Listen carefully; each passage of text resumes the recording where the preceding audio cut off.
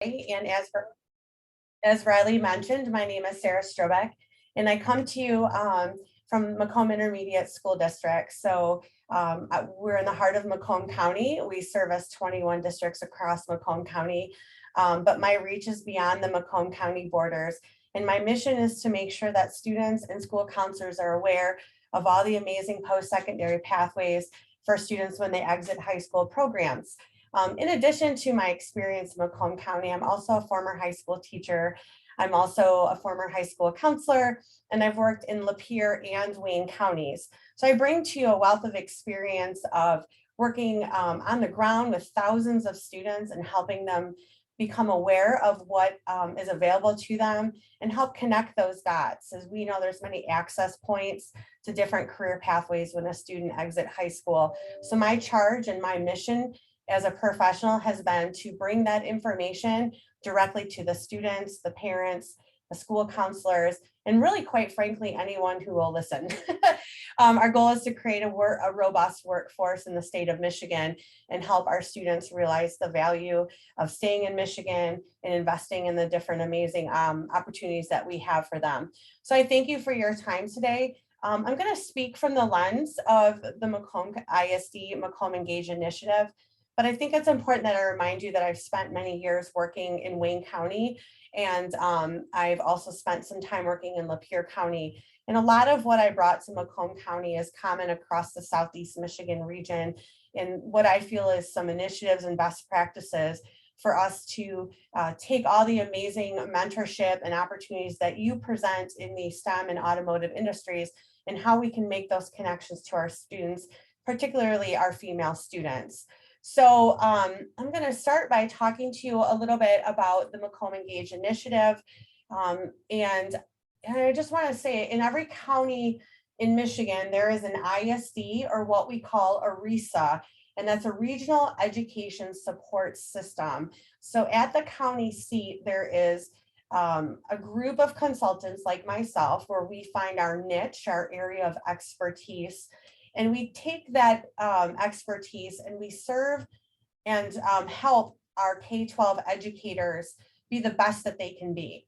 My particular niche, if you will, is school counseling and career readiness. The ultimate goal of an education is to be able to access a career that helps support someone's skills, their goals, their desires, but also help them support their lifestyle. And so that has been always my mission. So, I want to empower you to connect with the different RESAs or ISDs within your region, and I can help you with the Wayne County Workforce Development Group as well, because we're really the heartbeat of the county, of the K-12 county work, and then we provide that information to those particular students and school counselors, etc. So at Macomb, we have two different focuses. We have career and technical education.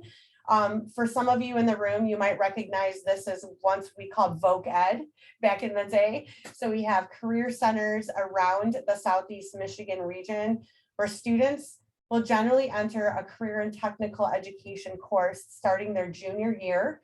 And the hope is that they leave with a skill set and exposure to a career pathway that will inspire them to move forward into either a university, community college, or trade school already with some confidence and perhaps some credits. So Shannon Williams, my partner that make up the career readiness team in Macomb County, she targets that particular group of educators in Macomb County, and they have a different set of needs and they have to fall under certain grant requirements. So Shannon takes that lane, and then my lane is anything else career readiness that isn't falling under a career and technical education course. So whether it's a STEM event in a middle school or a career day at a high school, a career fair, my job is to work on all of those different initiatives.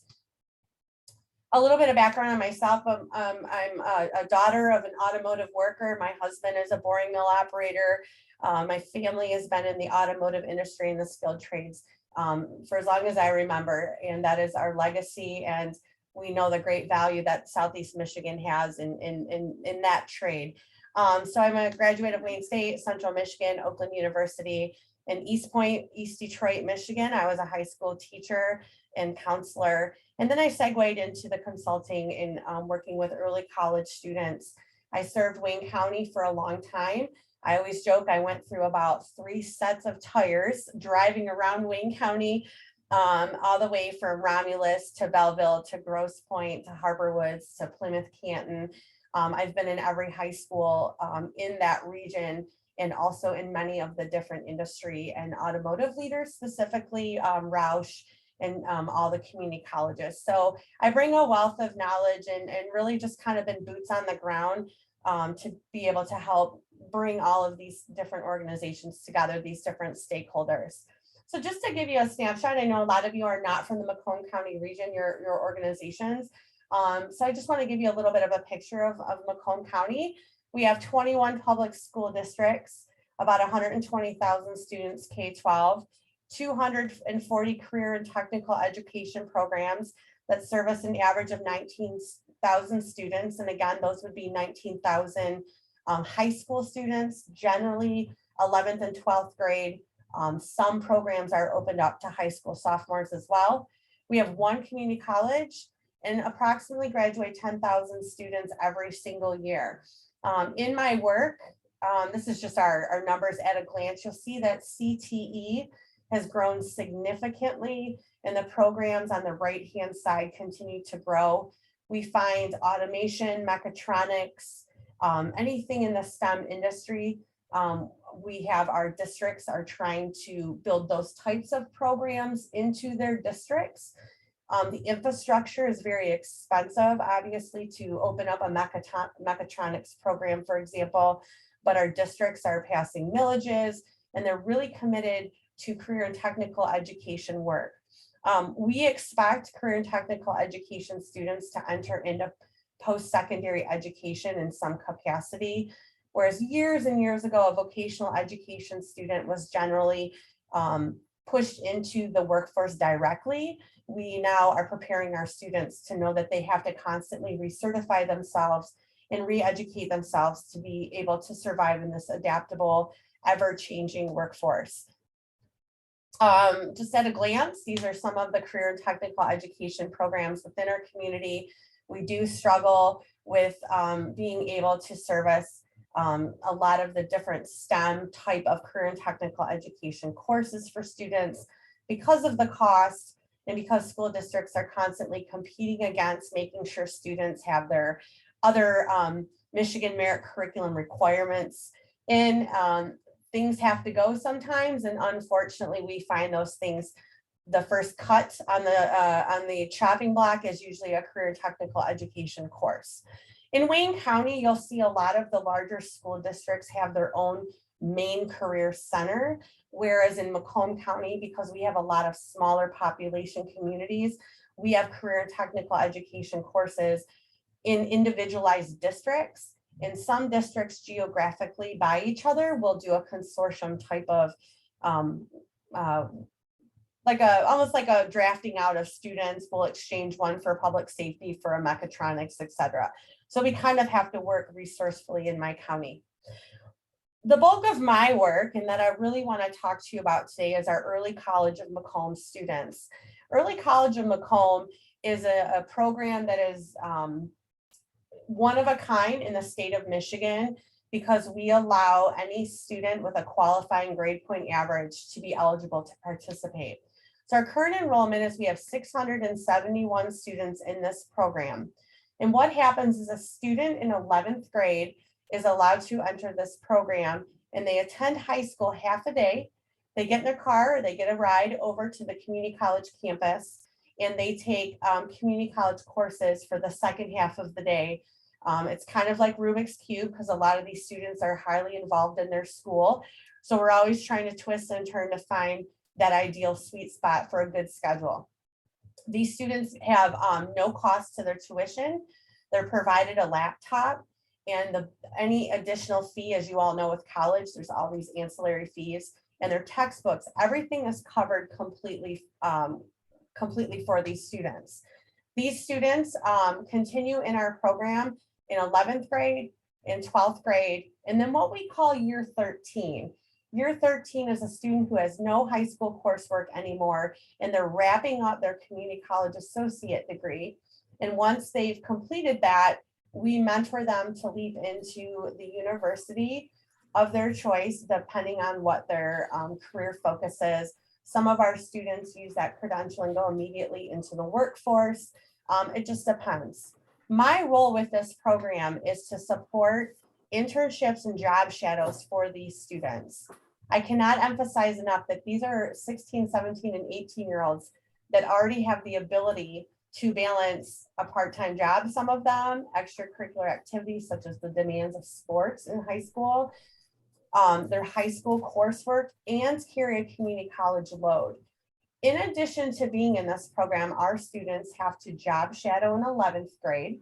So my goal is that a student learns how to be an employee. My dream is that they would job shadow something that was of a career interest for them, but we want them to have a professional observation experience. So we ask that a student does that between a 6 and 8 hour shift. A lot of times they'll go with a family member or somebody that I've connected them with locally. In 11th or 12th grade, in year 13, the students are required to do an internship. So you'll see here, it says a minimum of 40 hours of a verified career exploration, internship, job shadowing, or clinical experience. Now, I don't want to scare you with the idea of an internship where it's a formal position that a company has to create. We have very little requirements for the internship component. So in 12th grade, it's 25 hours, and in year 13, it's 40. I encourage my students to intern in maybe 1 to 2 to 3 places to make up that 40 hours if it falls within a common industry that they want to explore. We have found that our interns generally are asked to come back and do a formalized employment, maybe a part-time employment situation, or when they're home from college, their university, to come back. Oftentimes, students decide to stay local, maybe attend Wayne State or Oakland University because they want to stay employed where they interned. And there's a lot of mentoring that goes on with that process. And those students have like a homegrown employment waiting for them as they finish up their degree. The internship is something that can be as creative as a special project a company creates and brings on 3 interns, and they kind of work on that and sort of like a Shark Tank kind of concept. It does not have to be standing or sitting next to somebody every single day for 40 hours. I actually empower industry and business professionals. If we want to motivate this generation of student, we have to motivate them in ways that you and I were not motivated. They don't have a long game anymore. They don't think long term like we all did. And so once you hook them, I promise you these students are lifelong workers. It's just that hook sometimes can be difficult. But this particular population that I service, they're mobile, they have transportation, they've had to learn how to communicate and juggle lots of things. These students are the future of our definite professional workforce right out the gate in Macomb County. So my first ask today is just to think about if there's opportunities, if there's a women's STEM exposure event, like anything entrepreneurial and creative to provide these students ways to achieve these internship hours. Again, it's not something that has to be paid. We tell the students, if you happen to find a company that's willing to do that, you're lucky, but most cases, these are not formal internships like you would see in your companies for a bachelor's graduate, et cetera. So our current state in the state of Michigan, and this is across the entire state, so I thought it would be important information to share with you, that the state of Michigan requires a K-12 readiness initiative every single year in every single grade in every single classroom.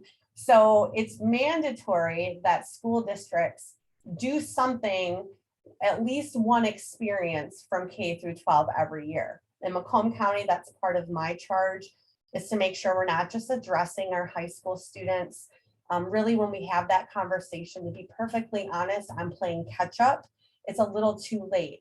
So the state of Michigan requires it gets put into a school improvement plan, that there's some type of career readiness initiative or classroom activity taking place every single year. schools are required, are required by the state of Michigan to have something called an EDP, where the student takes an aptitude test, interest, skills, inventory, learning styles, and every year it spits out like a suggested career list for those students based on those answers. That's required for school counselors to do these with their students every single year. Students need to maintain and upgrade a plan, a 4-year plan, to connect their school coursework to their career goals. Our career technical education programs in the state of Michigan are robust and exploding. Everywhere you go in the state of Michigan, a student is allowed to participate in what we call dual enrollment, where they swap out a high school elective or course, and they can take a course in place of that at the university or community college level. But unfortunately, because of COVID, and because we seem to be in this little bit of a weird anomaly of kids that really don't want to work too hard, we have this dramatic decline in students expressing an interest, especially in the university, because of all the dollars attached to that. In Macomb County, and this is the same in Wayne County and Oakland County, we have the same type of stakeholders that we meet at the county level. So these would be people that we would want to connect automotive and industry people with, but I meet at the table constantly with our economic and development team, all the Macomb County districts in some capacity, our Macomb County, St. Clair, Michigan Works Employment.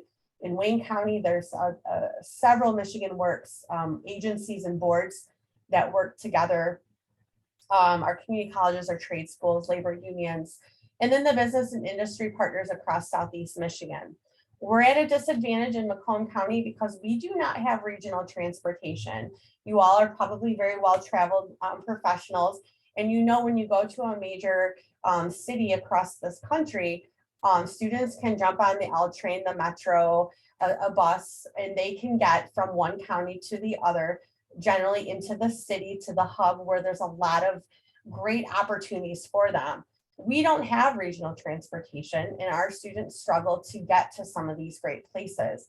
And so my goal is to do as much as I can to facilitate that exposure to them by busing them or creating opportunities to inspire them to see beyond the Macomb County borders. Obviously, we want them to live and thrive in our county, but we also want them to be aware that this is a globalized economy and a globalized workforce, and you can't just stay in your little pocket. Our gaps are huge. Few students are seeing the value of the college degree. They're getting mixed messages. Students are looking to make a quick buck. They're in a gig economy right now. I'm up against a lot of forces of students who want to do Uber Eats, they want to do all these different quick ways, and they don't have that long game. They want to be influencers on the media, social media, and we know if we watch the news or we're current with that, there's a lot of influences pulling our students away from realizing the value of digging down and looking at a long game. All of our stakeholders seem to be operating in silos, and that's why I'm grateful for organizations like yours. I am inundated every day with great companies who say, I need workers, I need to be able to build my workforce.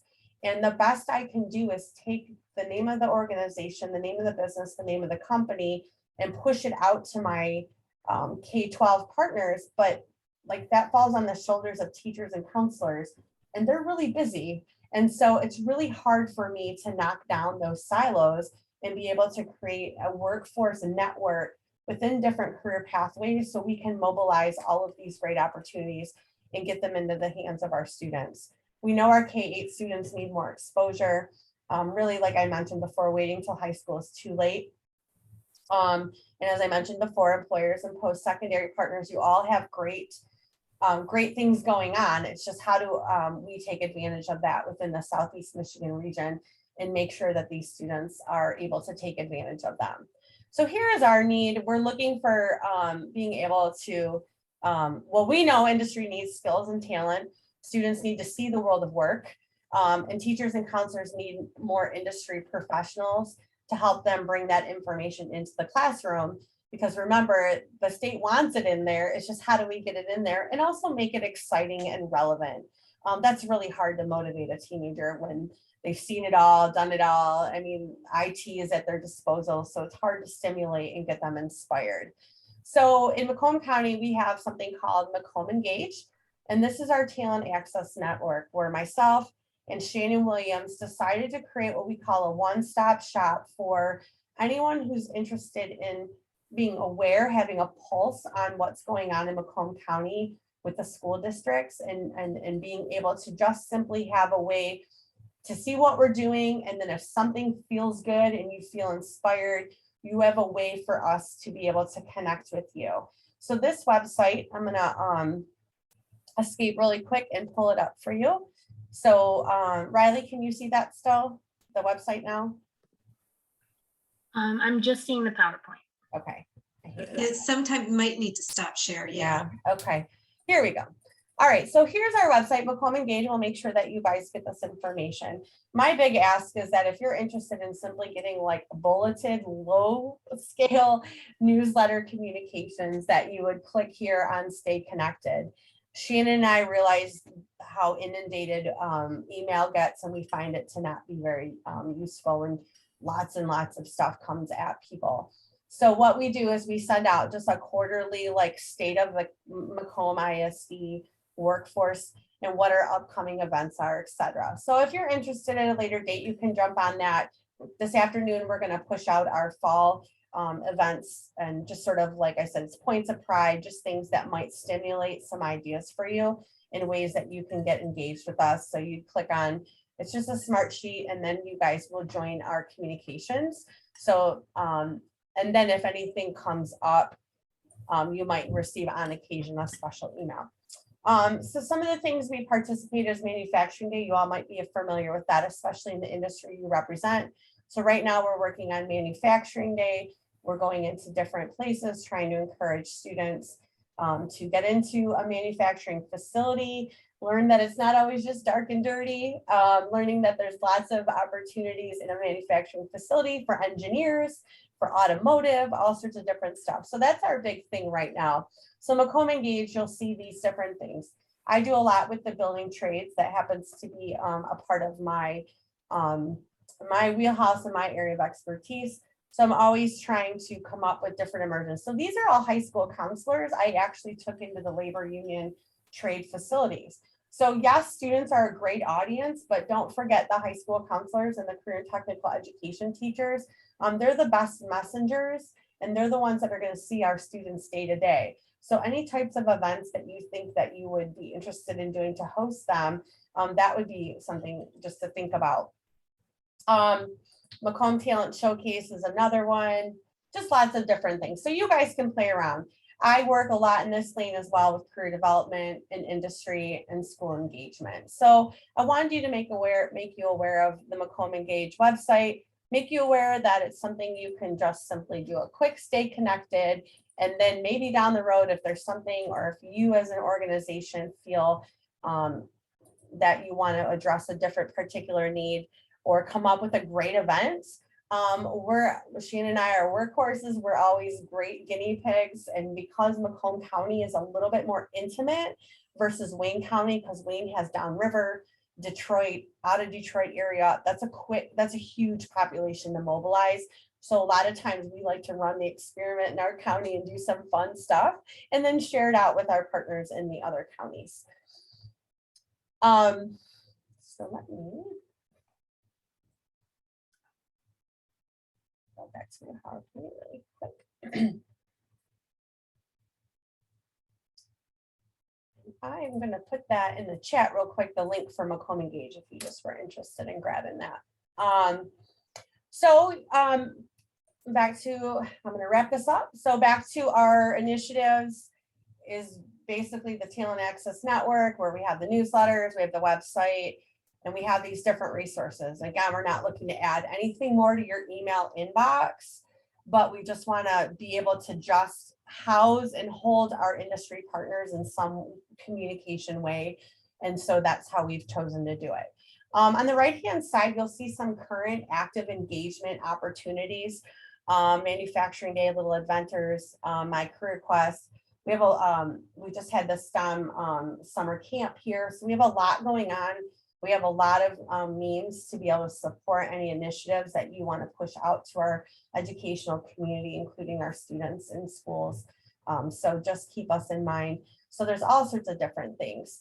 At the end of the year, we have something called the Macomb Talent Showcase, and it's a reverse job fair where you'll see these are our students that actually have the booths, and the industry professionals are coming and visiting all the students at their tables where they have resumes and they have their projects and they sort of plug and sell themselves.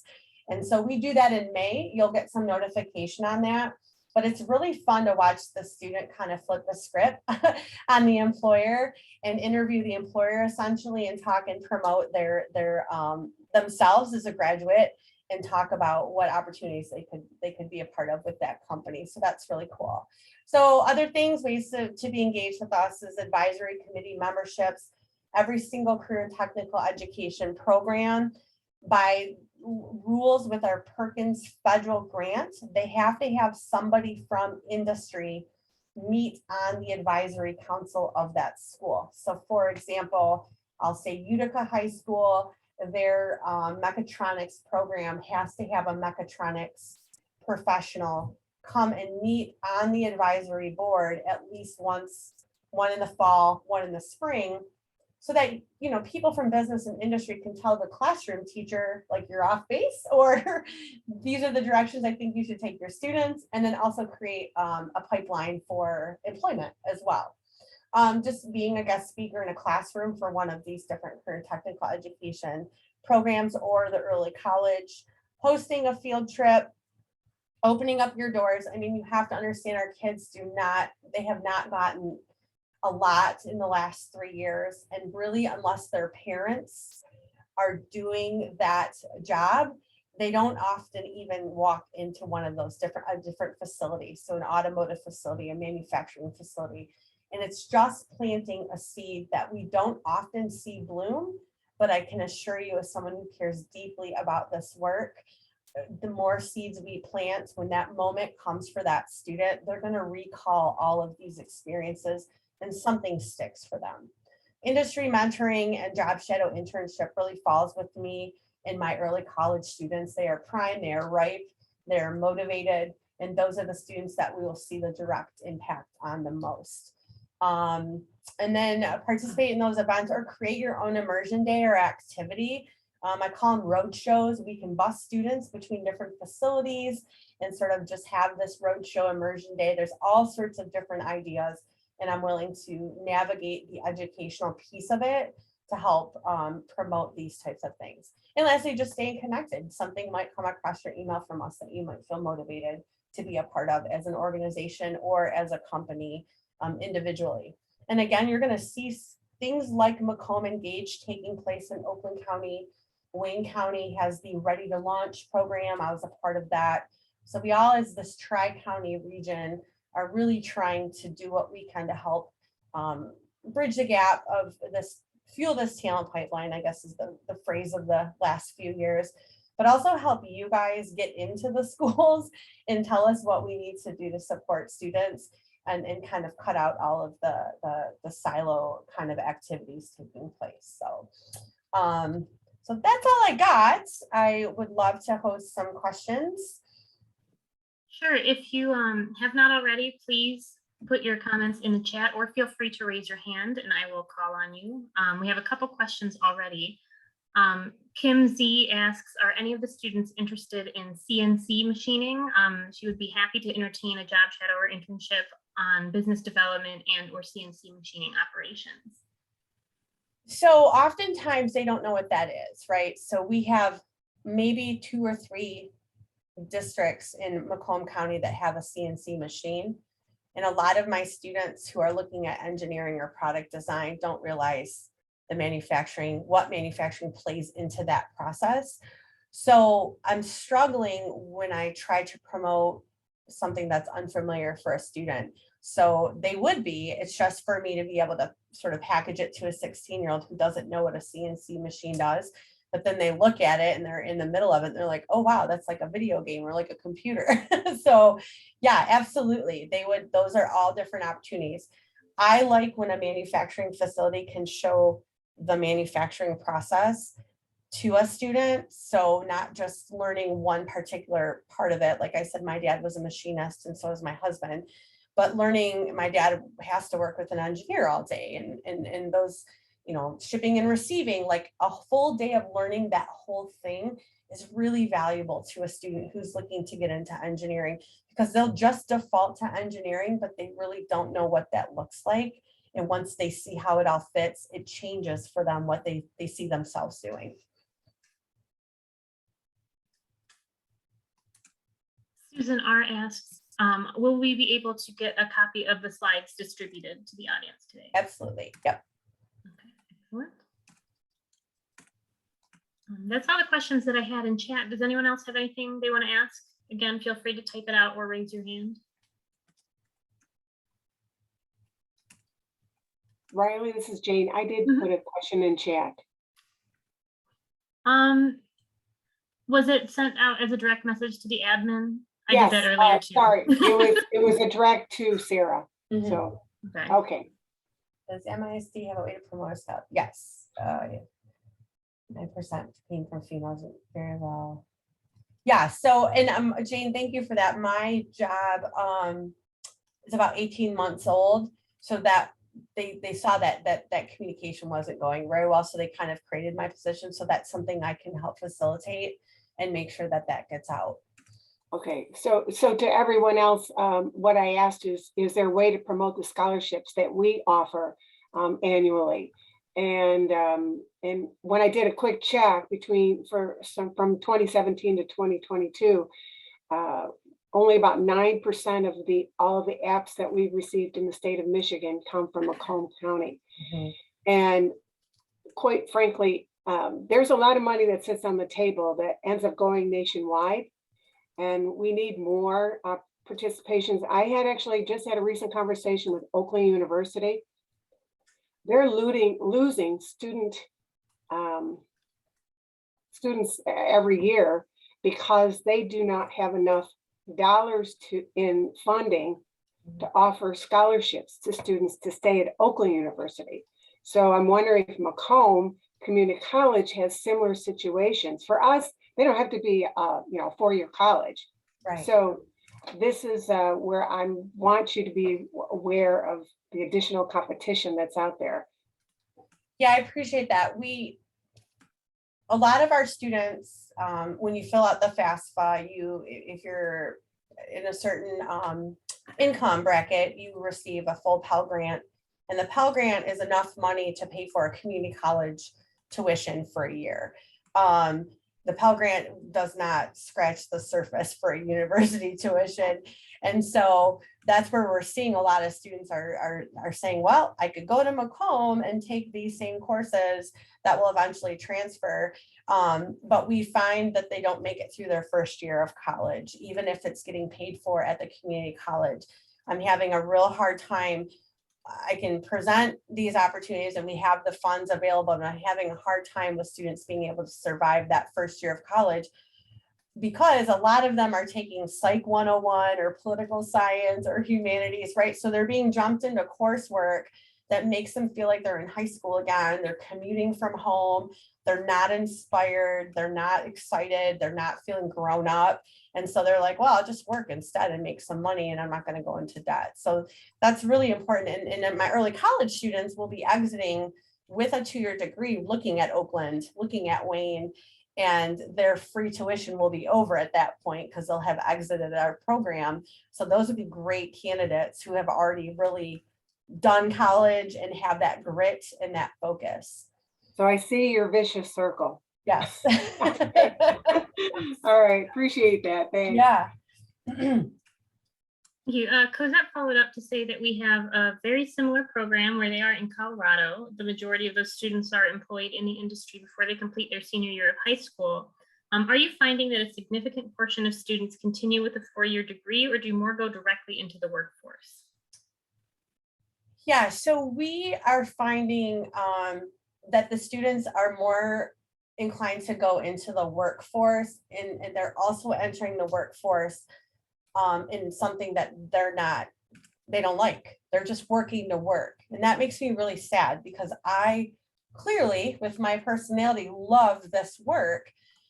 And I took a lot of time to make sure that I built my capacity to do this work, because it's my dream and my passion.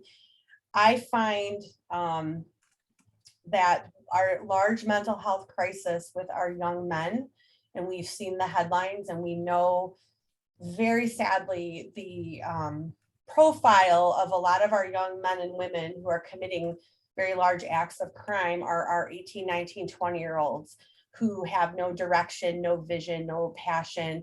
And so they're just grinding out life already at 18.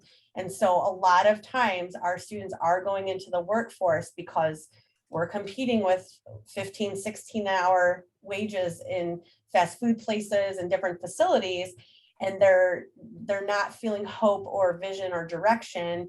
And so they go into that workforce and they just churn jobs. They don't build careers.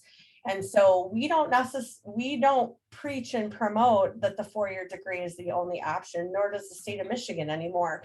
We talk about all the access points, stackable credentialing, certifications, trade schools, apprenticeships. Like, that language is spoken of exhaustion by me in these classrooms with students, but yet we still have them just going into the workforce for the sake of working to pay the phone bill. They just don't have that, that sense of drive and motivation. And we're struggling. And I don't know all the answers, but I think one of the answers, if we can get them in your facilities and expose them that there's different opportunities out there. Their exposures are literally their computers, their schools, and if their school has a career center or whatever mom or dad or aunt or uncle takes them to. But we also know we have a lot of broken families in which single parent households in which students aren't going into the garage and tinkering on cars with dad or mom anymore. It's just a really broken system. So yeah, they're going into the workforce very unhappy, and they stay unhappy.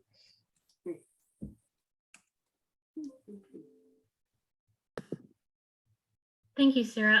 Do we have anything else? Any other questions maybe that were sent directly that I'm not able to see or read, or if anyone else wanted to chime in?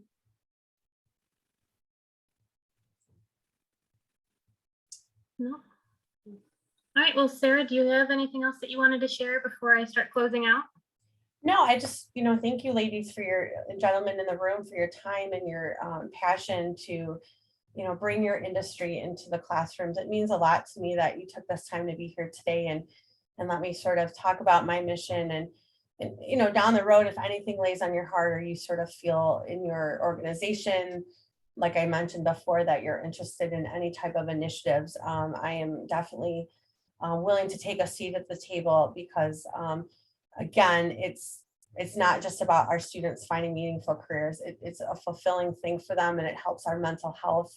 It helps our society in many different ways when a student works for a great organization and feels like they have something that they can get up and feel happy about every day. So thank you. So Sarah, I have just a comment. I would say if you get a chance, reach out to me and I'll put my email in the chat. Mm-hmm. But I guess what I'm trying to understand is, on an AWA perspective, yes, we have scholarships and things, but in terms of shadowing, would it be an opportunity for some people, women, who are maybe interested in the sales, business development, even STEM and dealerships and all the other one, maybe we sponsor a couple women to attend our October 4th Pumps and Power, or even our golf event at the dinner portion, so that they could network with other professional women and men. I don't know if you've had that conversation with Jane already or anybody from AWAF, but if I had the opportunity when I was young, thank God I had my dad and he let me follow him around, right? Mm-hmm. But if I had the opportunity when I was, 12 to 16 years old to go to some of these events and see what it's like, wow. Yes, we just, so I worked in East Point, which is the last district in Macomb County before the city of Detroit. And the Detroit Economic Club always had a table for my students who were in DECA and business. And so once a month, we would take students and they would sit at the at a table at the Detroit Economic Club, and they would just be, like you said, just wow, just being present in the area of professionals and watching that. And in Macomb County, we recently had something at the Packard Proving Grounds with some IT and automotive professionals. And I had a table with my early college students who brought their resumes. We actually sprinkled them, one student at every professional's table with their resume, just to teach them how to conduct themselves and network. And so that would be, that's so impactful for students. All right, well, we have a golf team meeting at 12:30 today, so let me bring it up, because even if we just impacted, one student, all the better for the industry. So, right, and I'll put my email in the chat, and you and I can catch up. Yeah, thank you for that. That's something I have had experience with, but I didn't think to bring up. Yeah, that's when I say entrepreneur, there's so much that can be figured out. It doesn't have to be just a job shadow or whatever. So, right. Thank you. Yeah. And Kim, if I can jump in, I was talking to the STEM committee and to Kelly about connecting with MISD about maybe some student volunteer committee positions on a rolling basis. I'm trying to look into a pilot program for that, particularly on the STEM committee, but any others if there's opportunity and need. So if you want to connect with me about that, I have a couple minutes on the agenda for the next board meeting to brainstorm on that too. Awesome. Great thinking. Awesome. Mhm. All right, anything else? Good information, Sarah. That was kind of always a dark hole for me, what was going on with MISD. So that was a great good. overview. Yeah, Great. I agree. Very helpful. Thank you, Well, Sarah. thank you. Thank you everyone for attending. We'll make sure collectively that the slide deck gets sent out. We have the attendee list, so we'll make sure that that's distributed. And so thank you guys so much for your time. And Sarah, thank you so much for an insightful discussion and presentation. It was great to have you today. My pleasure. Have a great day, everyone. Thank Thank you. Thank you. Thanks, everyone. Bye-bye. Bye.